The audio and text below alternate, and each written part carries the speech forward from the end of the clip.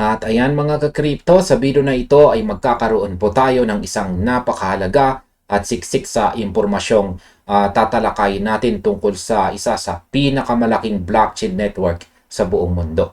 At yan po ay walang iba kundi si Tron na may native token na TRX. Kung madalas po kayong nagpapadala ng cryptocurrency, particular na ang USDT, siguradong pamilyar po kayo sa TRC-20 network. Dahil ito po ang madalas gamitin ng mga tao ngayon dahil po sa mababang transaction fees at mabilis na speed nito. Pero ang tanong po ng nakakarami, ano nga ba talaga ang Tron bukod po sa pagiging daanan ng stablecoins? Sino ang mga tao sa likod nito? At higit po sa lahat, maganda ba itong investment para sa iyong pinaghirapang pera? Ligtas ba itong pagkakatiwalaan sa long term? O may mga nakatagong risk na pwedeng magwasak sa iyong portfolio? Kaya sa video na ito ay sasagutin po natin ang lahat ng mga iyan ng diretsahan. Walang paligoy-ligoy at gamitin po natin ang pinakabagong data.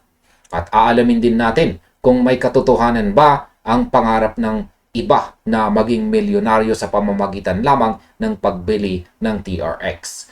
Kaya, ayan, ihanda po ang inyong sarili at makinig ng mabuti.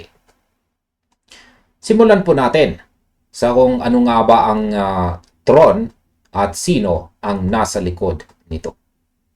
Ayan, ang Tron ay isa po itong decentralized blockchain-based operating system na itinatag noong nakalipas po na September 2017. Ang pangunahing layunin po nito noong simula ay ang pagbuo ng isang decentralized internet at ang pagbibigay ng kapangyarihan sa mga content creators na maibahagi ang kanilang gawa ng direkta sa mga consumer nang hindi po nangangailangan ng mga malalaking middleman tulad po ng YouTube, Apple o Google. Sa paglipas ng panahon, lumawak po ang utility ng Tron. Ngayon, kilala ito bilang isa sa pinakamalaking smart contract platform para sa pagbuo ng decentralized applications o dApps. Ang pinaka-asset po ng Tron ay ang kanyang scalability at saka high throughput. Kaya nitong mag-handle ng hanggang 2,000 transactions per seconds or TPS na di hamak na mas mabilis kumpara kay Bitcoin at Ethereum.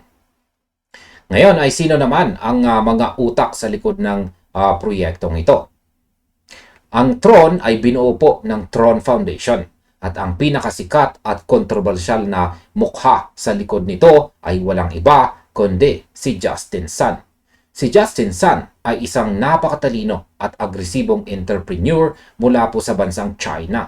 Siya ay dating chief representative ng Ripple sa Greater China at protektado rin ng sikat na bilyonaryong si Jack Ma ng Alibaba. Kaya masasabi ko po rito, ang character ni Justin Sun ay isang double-edged sword. Sa isang banda, napakahusay niyang marketing genius.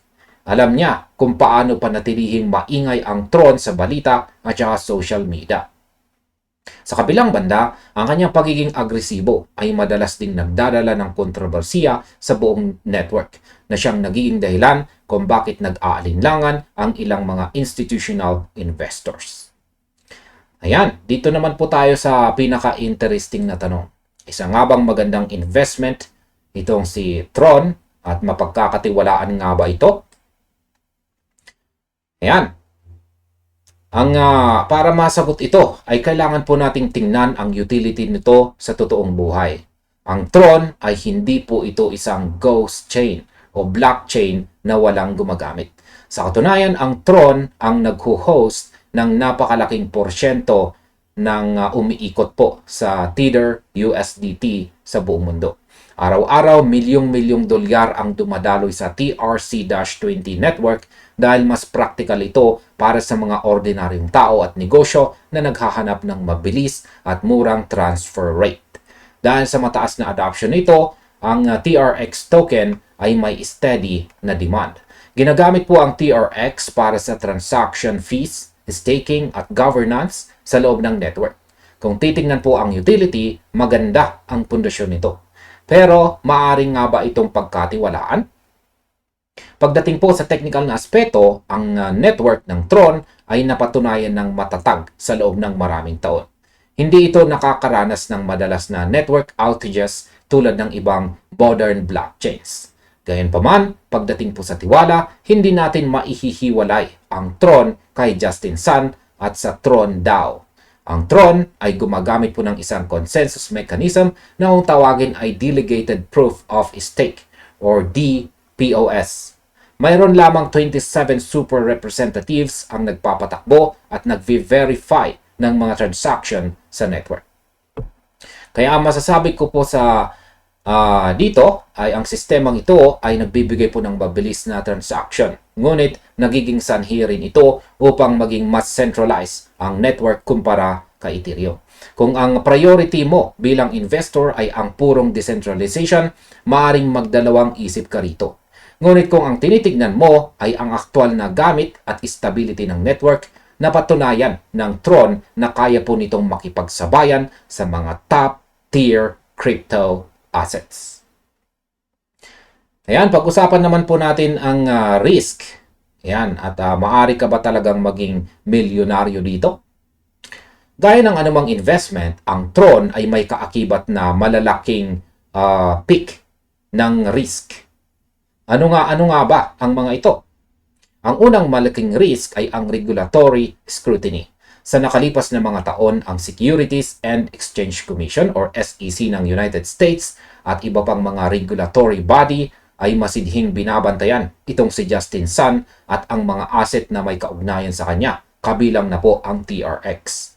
Ang anumang negatibong legal na desisyon laban sa pamunuan ng Tron ay maaring magdulot po ng matinding pagbagsak ng presyo nito.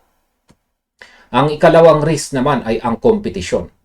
Maraming mga bagong blockchain ngayon ang nag-aalok din ng murang fees at mas mabilis na smart contracts.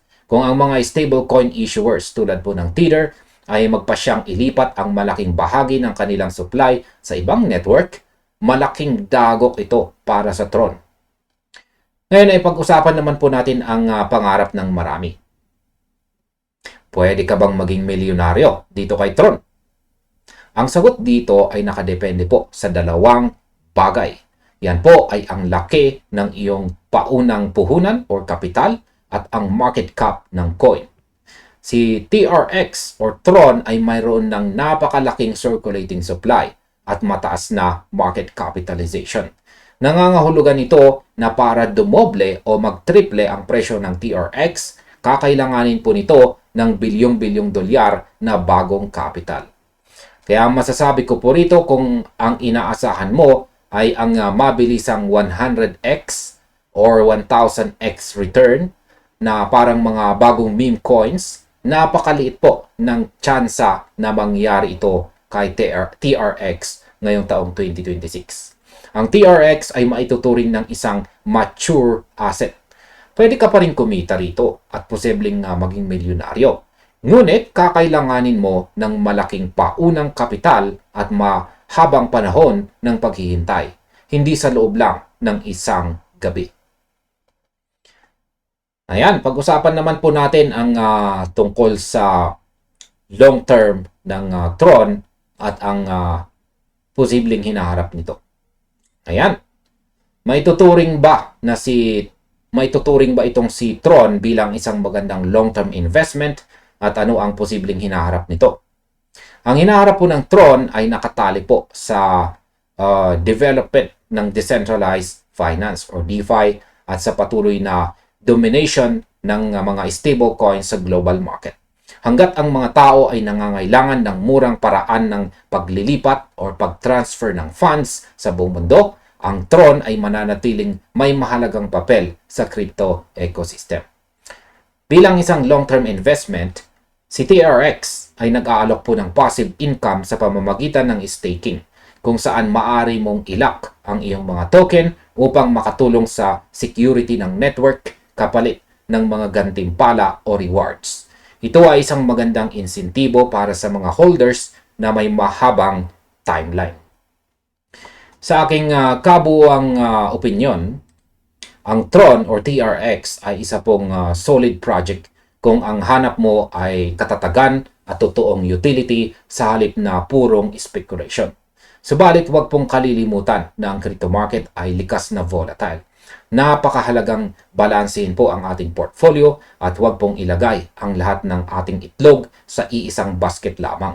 Ugaliing magsagawa ng sariling research at pag-aralan ng mabuti ang mga on-chain data bago po gumawa ng anumang malaking desisyong pinansyal. Kaya ayan, hanggang dito na lamang po tayo sa video na ito mga ka-crypto. Marami pong salamat sa inyong panunood. Maaring panuorin na rin po ninyo sunod ang recommended na video dito na nakikita ninyo sa screen dito.